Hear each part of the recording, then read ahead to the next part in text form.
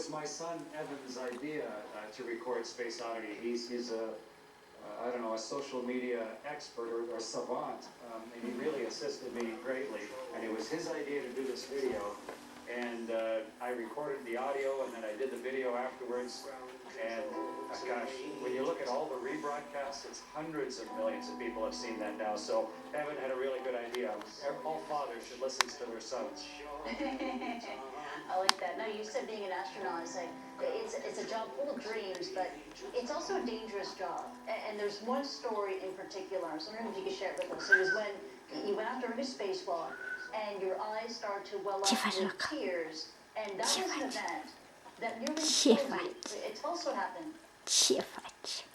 Yeah, there was contamination inside my spacesuit that got in one eye, and it caused it to just be painful and tear really badly, so I couldn't use it. And then the contaminated tears crossed across the bridge of my nose and went into my other eye until both my eyes were you know, it's if you squirted something caustic into your eyes. And it took a long time to solve. Well, relatively long time, somewhere like a half hour, which seemed like a long time when I was blind, hanging on the outside of a spaceship. But I had expert help from Mission Control, and another spacewalker out there with me. But the real key to it is how do you handle fear? And how a lot of people live fearful lives because they are afraid to prepare for something or visualize it or think about it. And what I really saved the day there was the preparation, and that's really what the book focuses on quite a bit as well, is how do you recognize the things that are a threat to you, how do you prepare for them properly, so that when they do happen, they don't just turn you into a crying mess, but actually into someone who can deal with it and lead a life despite some fear. Were you ever afraid while in space or during a spacewalk, and did that fear ever make you pull back from considering doing another journey into space?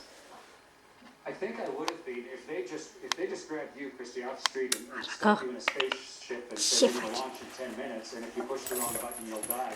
It would be terrifying.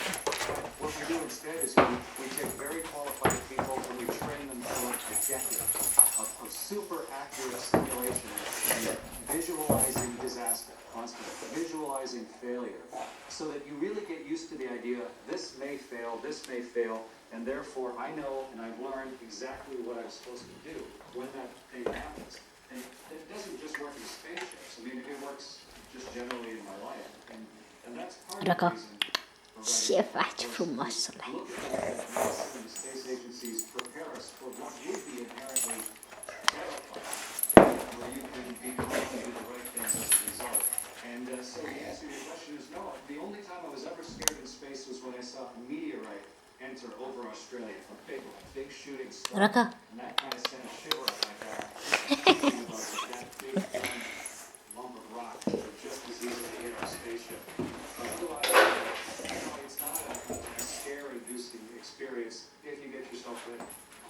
But great advice there from an astronaut to all of us is how to handle fear. In terms of just thinking about all the various scenarios and to always be prepared. And I also want to ask you, Commander Hadfield, what was it like to adjust to life back then? And how do you feel now, knowing, and correct me if I'm wrong here, now that you'll never go back into space again? You know, when people asked me before the flight, I kept telling them, well, it'll take about the same number of days on Earth as it took for days in space to recover. That sounded nice in theory, but when I got back, I realized, I've got 5 months of rehabilitation to go. And it really did take about 5 months. At first, you just feel awful. You feel nauseous, weak. It's like you're just recovering from a bad illness on top of being on a really wild ride at the fair. But it took about 4 months before I could run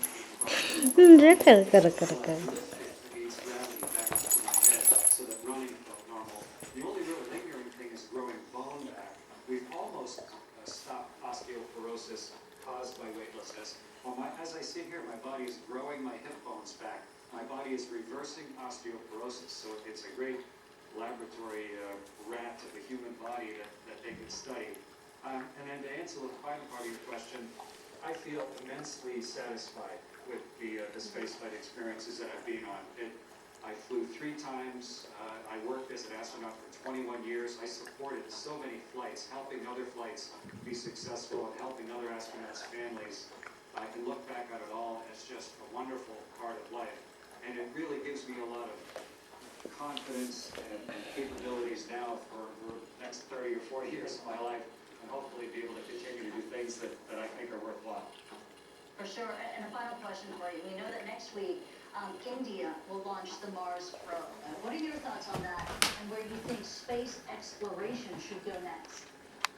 I think the space station is a wonderful example of how we might do this. It's an international cooperative effort by countries that don't cooperate on everything else, that have been enemies not very long ago. It provides a very visible example going across the Raka. morning and evening sky all around the world of what we can do when we do things right.